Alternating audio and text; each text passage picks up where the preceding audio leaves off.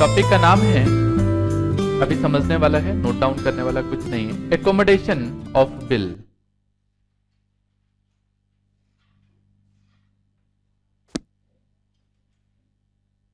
Accommodation of bill.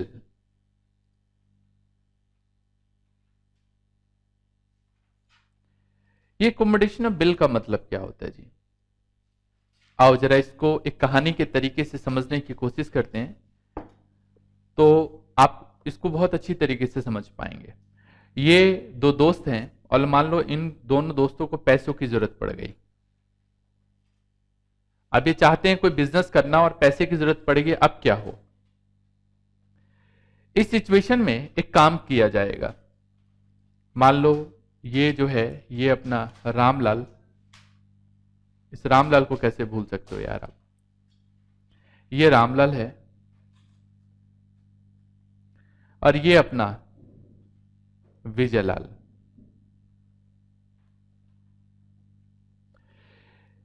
इस situation में रामलाल क्या करेगा? पैसे की जरूरत है अब और कोई सामान आपस में बेच नहीं रहे हैं, तो ये क्या करेगा?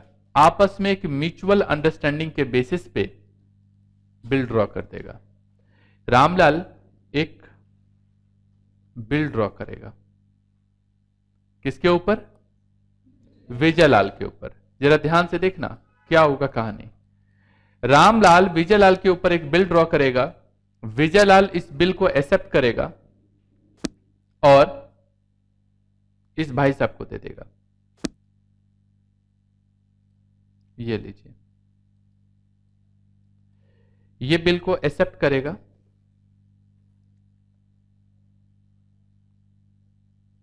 और किसको वापस पहुंचा दिया? रामलाल को।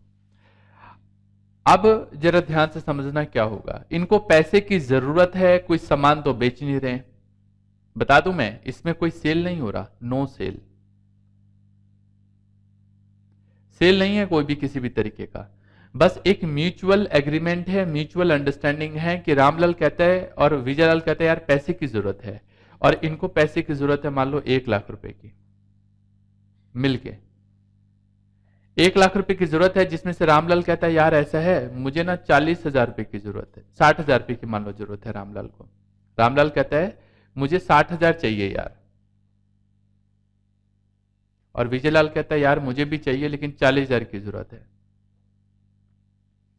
इतने इतने पैसे की इन दोनों को जरूरत है, 60,000 रामलाल को, 40,000 विजयलाल को, और कोई सेल का काम नहीं चल रहा है इनके बीच में, और टोटल पैसों की जो नीड है इनको दोनों को मिला के वो कितने की नीड है?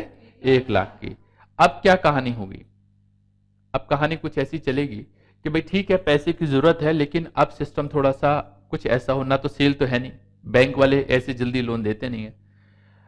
रामलाल ने विजयलाल के ऊपर एक बिल लिख दिया, विजयलाल ने बिल को एक्सेप्ट किया और रामलाल को पहुंचा दिया बिल। अब क्या होगा? अब विजयलाल इस बिल को लेके जाएगा बैंक के पास और बैंक से डिस्काउंट करा लेगा। क्या करा लेगा? बैंक से डिस्काउंट करा लेगा। बैंक के पास लेके जाएगा, ये बैंक है हम, और बैंक से इस बिल को डिस्काउंट कराएगा। अभी कितने में कराएगा वो तो एज पर सिचुएशन है, चलो एक इमेजिनरी फिगर ले लेते हैं। मान लो ये बिल को लेके गया और बिल के पास, वो बैंक के पास जाने के बाद डिस्काउंट करा लिया। बैंक ने क्या किया? 1 लाख रुपए का बिल था,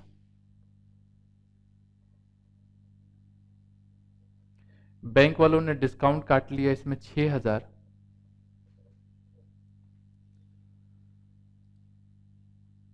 6,000 नहीं लेते हैं, 1,000, हाँ चलो 6,000 ले लो, छोड़ो 6,000 बैंक वालों ने काट लिए, और बचे कितने पैसे 6,000 काटने के बाद? 94,000। ये किसको दे दिया? क्योंकि मैं बता दूं बेटा, ये बिल किसका है? रामलाल का बिल है, तो ये बिल रामलाल को दे दिया गया। रामलाल के बैंक अकाउंट में आ गया। कितना पैसा आ जाएगा रामलाल के बैंक अकाउंट में?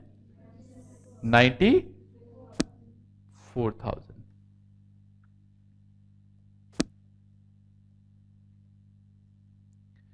कोई दिक्कत, कोई परेशानी यहां तक?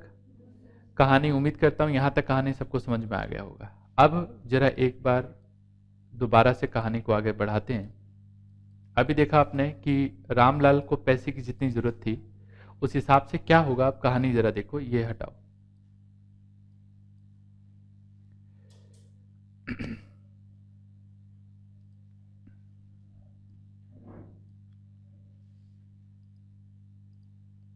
देखिए, ये तो पता चल गया कि इनको आपस में पैसों की जरूरत है और ये आपस में पैसों की नीड को बस पूरी करना चाहते हैं, इसलिए आपस में कोई सेल नहीं है, कोई परचेज नहीं है, और बस बिल लिख दिया। अब अगर मैं आपसे बात करूं तो इस सिचुएशन के हिसाब से अब रामलाल के पास कितने रुपए पड़े हैं? 94,000। रामलाल के पास 90, ये अपना रामलाल है,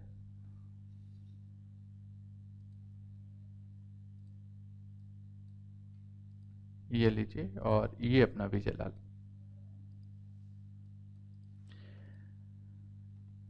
इसके पास 94,000 है और इसको जरूरत कितने की थी? 60,000 की, और इसको जरूरत थी 40,000 की।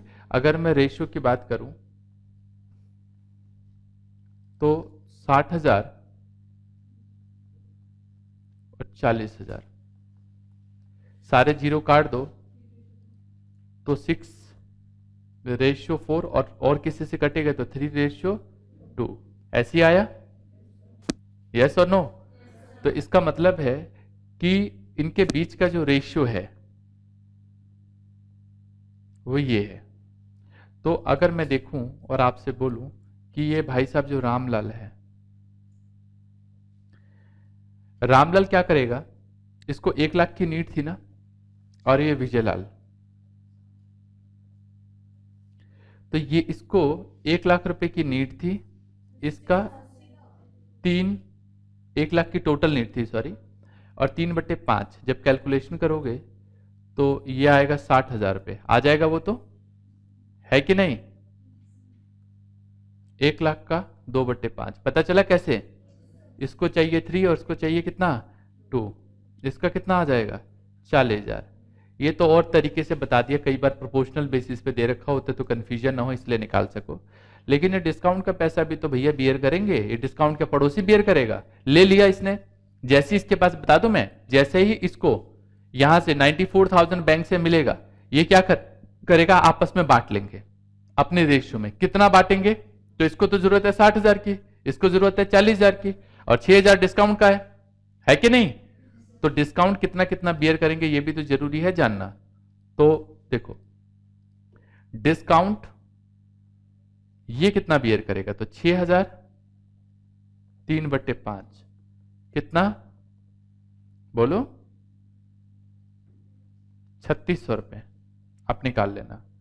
और इसका डिस्काउंट 6,000 का 2/5 कितना? बोलो, 2,400 रुपए।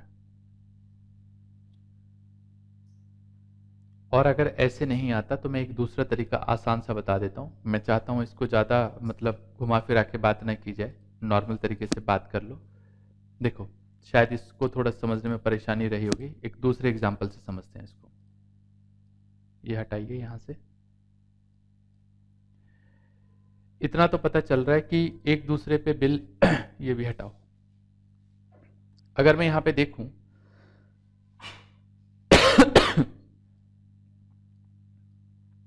इसको पैसे को कितनी जरूरत है? 60। इसको कितनी की जरूरत है? अगर मैं यहां पे परसेंटेज निकालूं तो इसको 60% की जरूरत है, और इसको, बात एक ही है कि नहीं? इसको हटाओ यार, ये ज्यादा कंफ्यूजन करेगा, इससे बढ़िया है कि एक ही बात को रखते हैं। इसको 60,000 की जरूरत है और इसको 40,000 की, मतलब 60% और 40%। अगर मैं 1 लाख रुपए को बांटूं तो इसको मिल जाएंगे 60,000 रुपए, इसको मिल जाएंगे 40,000, है कि नहीं? ये 1 लाख रुपए को बांट दिया मैंने। कौन से अमाउंट को बांट दिया? 1 लाख को। और जो 6,000 पे डिस्काउंट का है उसका भी तो बियर करेगा या नहीं बियर करेगा? भाई जो बीआर का पैसा है, अगर वो 1,00,000 रुपए बियर कर रहे हैं आपस में, ये जो 1,00,000 रुपए था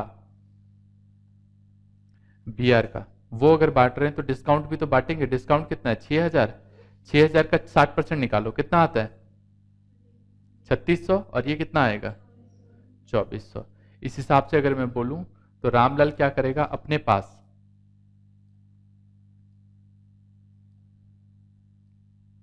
अपना हिस्सा रख लेगा, बाकी उठा के किसको दे देगा? विजयलाल को।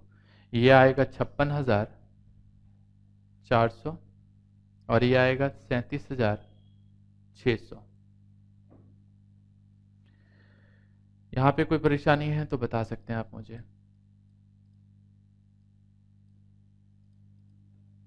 ये बीआर है और ये डिस्काउंट का पैसा। अब क्या करेगा? जैसे कि रामलाल को पैसे मिले तो रामलाल 1,00,000, वो 60,000 इसको, 40,000 इसको, 3,600 रुपए यहाँ पे डिस्काउंट के काट दिए गए हैं और यहाँ पे 2,400 रुपए किसके काटे गए? डिस्काउंट के। तो रामलाल 56,400 अपने पास रखेगा और बाकी पैसे किसको दे देगा? विजयलाल को। जब ड्यू डेट की बारी आएगी, तो विजयलाल के पास कितना पैसा पड़ा हुआ है? 37,600। ये 37,600 इसको दे देगा और ये, सॉरी 37,600 नहीं, 40,000 पे। डिस्काउंट तो एक तरीके का एक्सपेंस होता है, तो ये 40,000 पे इसको दे देगा और ये बैंक में जमा करा देगा। दोबारा एक बार कहानी जल्दी जरा देखते हैं। दो पार्टी है, रामलाल और विजयलाल। इन दोनों को पैसे की जरूरत है। 60,000 पे रामलाल को नीड है और 40,000 पे विजयलाल को नीड है। अब पैसे कहां से आए? सवाल ये उठता है। इन्होंने आपस में एक म्यूचुअल अंडरस्टैंडिंग के बेसिस पे एक बिल इशू कर दिया एक दूसरे के ऊपर। रामलाल ने विजयलाल के ऊपर एक बिल इशू कर दिया और विजयलाल ने एक्सेप्ट करके रामलाल को दे दिया। ये बिल किसको दे दिया? रामलाल को। रामलाल दौड़ता हुआ बैंक के पास गया, अपने बैंक में, और किसी के बैंक में नहीं, अपने बैंक में, और इस बिल को क्या कर लिया? इसने डिस्काउंट करा लिया। बैंक ने 94,000 रुपीज इसको दे दिए। ये वापस आ गया अपने पास। ये देखो आ गया इसके पास, 1,00,000 रुपए आया इसके पास। 1,00,000 रुपए इसके पास आया। अब क्या करेगा? 60 की नीड इसको है, 40 की इसको है, तो ये ब्रेक करेगा और बाकी जो डिस्काउंट का चार्ज है वो भी आपस में लॉस एक तरीके का इसको बियर करेगा। बियर करने के बाद बैलेंस जो बचा ये अपना हिस्सा अपने पास रख लेगा, बाकी पैसा विजयलाल को दे देगा। ड्यू डेट को विजयलाल के ऊपर जो बर्डन था, कितने का बर्डन था? 40,000 का, है कि नहीं? वो रामलाल को दे देगा, रामलाल पैसे इकट्ठा करके बैंक को दे देगा, कहानी खत्म हो जाएगी। अच्छा, कभी कभी ऐसा भी होता है, धोखा मिल जाता है, सामने वाली पार्टी ने पैसे नहीं दिए तो बिल हो जाएगा डिसऑनर्ड। क्या हो जाएगा? बिल डिसऑनर्ड हो जाएगा।